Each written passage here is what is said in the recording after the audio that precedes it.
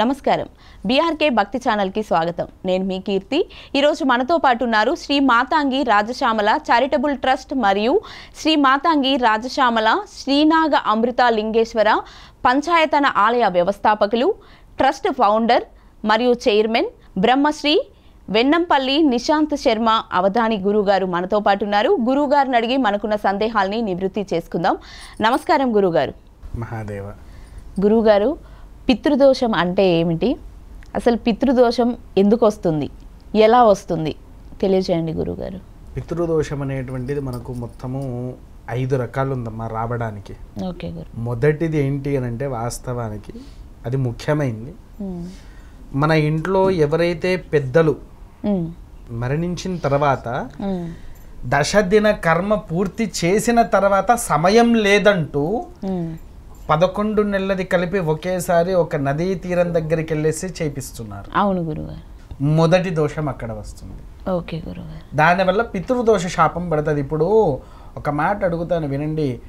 ఒక గర్భంలో నుంచి పిల్లవాడు జన్మించిన తర్వాత మొదటి నెల నుంచి నీకు సమయం లేదని చెప్పేసి ఏ రోజు కూడా ఆ పిల్లవాడికి పాలు ఇవ్వకుండా తిండి పెట్టకుండా ఉంచారా? ఉంచలేము. ఎందుకు ఉంచలేదమ్మా? బతకాలి కదా పిల్లాడు. మనిషి కూడా మరణించిన తర్వాత సంవత్సరం పాటు భూలోకంలోనే ఉంటాడు. అంత తేలిగ్గా పైకి వెళ్ళరు వాళ్ళు. ఆ సంవత్సరం ఇది ఎందుకుంటారో తెలుసా? ఇక్కడ ఆ సంవత్సరం మొత్తం మరణించిన వ్యక్తి ఉంటారు. కొంతమంది 11 రోజులు ఉంటారు, కొంతమంది వారం రోజులు ఉంటారని చెప్తారు. కానీ కాదమ్మా, సంవత్సరం పాటు. అంటే ఈయన మరణించిన రోజు నుంచి సంవత్సరీకం వచ్చే వరకు ఆ యమభటుడు ఇక్కడ ఉండి నీ కొడుకు నీకేం చేస్తున్నాడు చూడు. మరణించిన తర్వాత నీ కొడుకు నీకు సంవత్సరికాలు పెట్టట్లేదు, ఒక నెలమాసికం పెట్టట్లేదు, నీకు పిండం పెట్టట్లేదు. మొదలు పిండం పెట్టినప్పుడు నీకు నరకంలో ఓ విధమైనటువంటి శిక్షలు ఉంటాయి. ఆ శిక్షకు అక్కడ ఏమవుతుంది? తండ్రి అర్హుడయ్యాడా? తండ్రి అయినా కుమారుడు ఎవరు కూడా అక్కడ అర్హుడయ్యాడు. అదొకటి. తర్వాత స్త్రీ శాపజనిత, ఆడవాళ్ళ వల్ల శపించినటువంటి వారు. అంటే ఇప్పుడు ఇంట్లో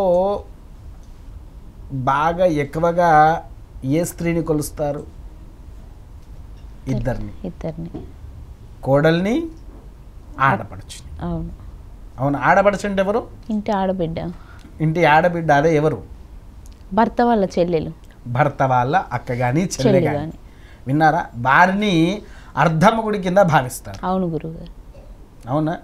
భారీ శాపం వచ్చిన లేదా ఇప్పుడు మనం చూస్తున్నాము కొంతమంది వ్యభిచార కింద, తర్వాత రేపెటం, ఇలా చాలామంది చేస్తూ ఉన్నారు. దానివల్ల కూడా వంశానికి పితృదోష శాపం పడుతుంది. తర్వాత ఏ ఆడదైతే ఇంట్లో కన్నీరు పెట్టుకుంటుందో దానివల్ల కూడా స్త్రీ శాపంతో పితృదోష శాపం వస్తుంది. ఒకటి. తర్వాత ఇంకొంతమంది ఈ మాసికాలు నిత్యంగా పెట్టేటువంటి వారికి 7వ నెల వచ్చింది, 7వ నెలలో చేయకూడదని కొత్తగా పుట్టించారు మళ్ళీ. అది శాస్త్రంలోనే లేదు. ఒక మనిషి 7వ నెలలో కానీ 7వ సంవత్సరంలో కానీ మొత్తం భోజనం చేయకుండా ఉండగలుగుతాడా? ఉండలేడు. ఎందుకు ఉండలేడు? ఉండలేరుగా. అదే దేనికోసం? పోతాడు. తినకపోయినా పోతాడు, తిన్నా పోతాడు. ఎట్లయినా పోయేది.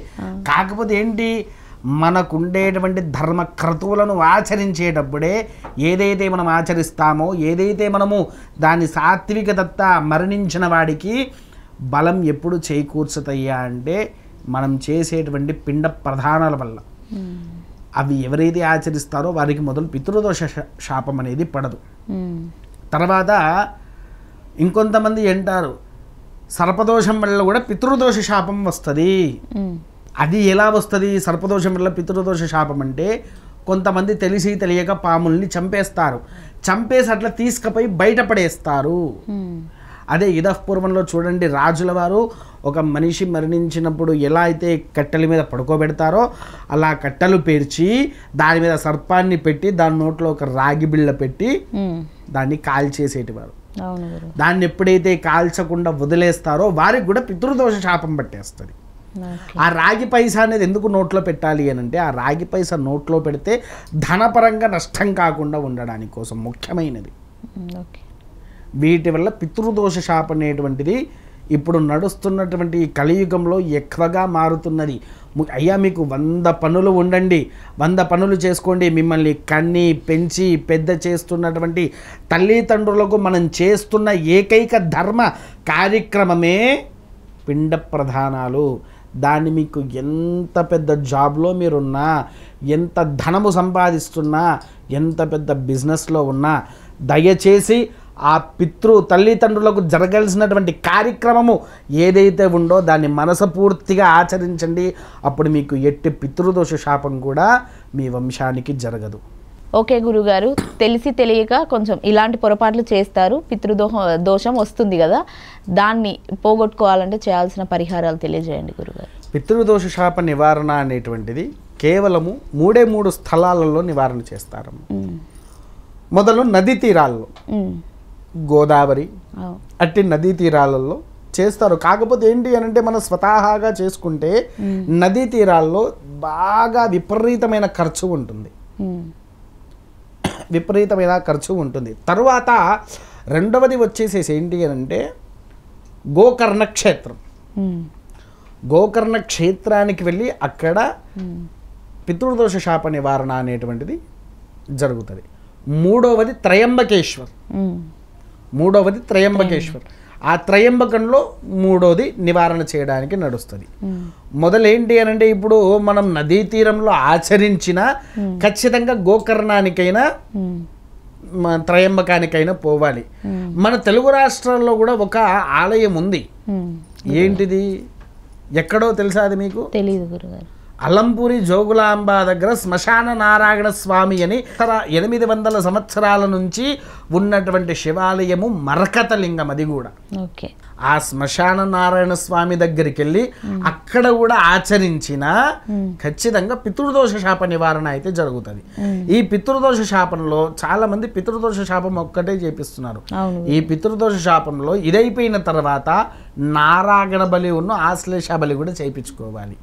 ఈ నారాయణ బలి ఎక్కడ చేయించుకోవాలి? ఇంట్లో చేయించుకోవాలి. మరి నారాయణ బలికి పితృదోష శాపానికి ఏంటి సంబంధము అని అంటే పితృదోష శాపం వల్ల యాక్సిడెంట్లో మరణించేవాళ్ళు, ఉరి వేసుకొని లేకపోతే సూసైడ్ అటెంప్ట్స్ చేసుకుంటారు చూసారా, ఒక ఇంట్లో 3 సార్లు ఎట్టి క్వశ్చన్లో కూడా సూసైడ్ అటెంప్ట్ జరగకూడదు. ఒక ఇంట్లో 3 సార్ల కంటే ఎక్కువ సూసైడ్ అటెంప్ట్ జరగకూడదు. పొరపాటున వాళ్ళు సూసైడ్ అటెంప్ట్ చేసుకున్నారంటే ముగ్గురు అక్కడ పితృదోష శాపం పడ్డట్టే. ఆ పితృదోష శాపం నివారణ కావాలంటే ఖచ్చితంగా పితృదోష శాపంతో పాటు నారాయణ బలి చేసుకోవాల్సిందే. ఒక మనిషి హ్యాంగింగ్ చేసుకున్నా, మందు తాగిన, ఇంకేమన్నా చేసుకుంటారు కదా సూసైడ్ అటెంప్ట్స్, అలాంటి ఏది చేసినా ఖచ్చితంగా నారాయణ బలి ఆచరించాలి. అది ఇంట్లో ఆచరించి త్రయంబకానికి వెళ్ళాలి మళ్ళీ. ఇలా పూర్తిగా ఎప్పుడైతే వీళ్ళు ఆచరిస్తారో దానివల్ల పితృదోష శాపం అనేటువంటిది నివారణ అవుతుంది.